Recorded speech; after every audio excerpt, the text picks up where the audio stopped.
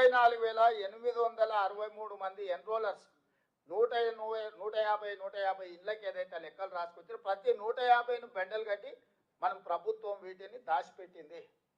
ఇవాళ ఏ బ్లాక్లో ఎక్కడ తప్పు జరిగిందో వాళ్ళని చెప్పమని ఉంది.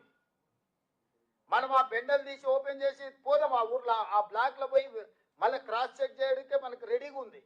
కంప్యూటర్ల సమాచారమే కాదు, రాసుకొచ్చిన సమాచారం కూడా ఈరోజు మన దగ్గర స్పష్టంగా నిక్షిప్తం చేసి పెట్టినము. రేపు ఎవడైనా మన ప్రాసెస్ను మన విధానాన్ని తప్పుపట్టి ఈ బీఆర్ఎస్ వాళ్ళు బీజేపీ వాళ్ళు ఎవరితోనో ఒకరితో కోర్టులో కేసు వేయించి ఈ ప్రాసెస్నే తప్పుపట్టి మొత్తం ఈ తీసుకున్న ప్రక్రియనే మొత్తం నిర్వీర్యం చేయాలని ప్రయత్నం చేస్తారు. కాబట్టి ఎలాంటి అవకాశం ఇవ్వకుండా మెటిక్యులస్గా ఈరోజు ఇట్లా సమాచారాన్ని సేకరించి డేటా ఎంట్రీ చేసి చేసినాం.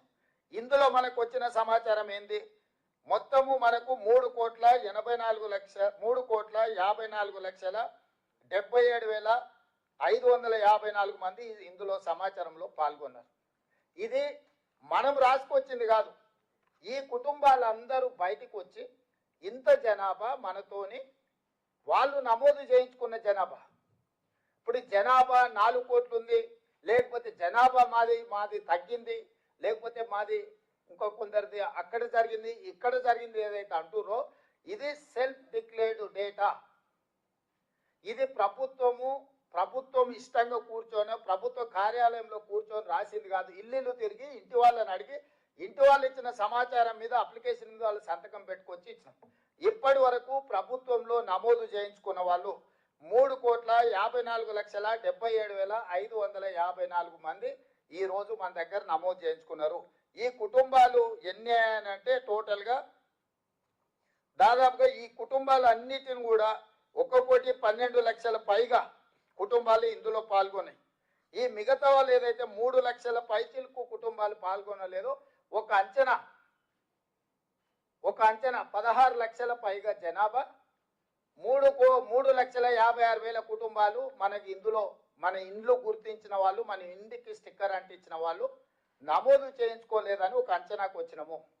ఈరోజు ఈ మొత్తం ప్రక్రియనే తప్పు పడుతున్నారు. నేను ఇక్కడ ఉన్న మా బీసీ సోదరులు నేను అడిగేది ఒకటే, ఈరోజు ఈ ప్రక్రియను తప్పు పట్టడం ద్వారా మొత్తం ఈ వ్యవస్థని కుప్పగూల్చాలని ఒక కుట్ర జరుగుతుంది.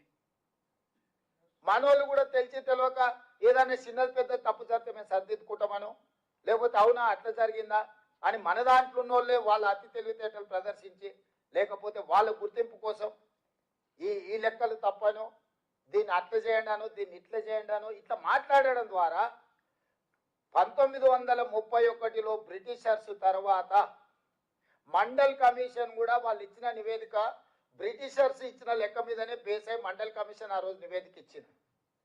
స్వతంత్రం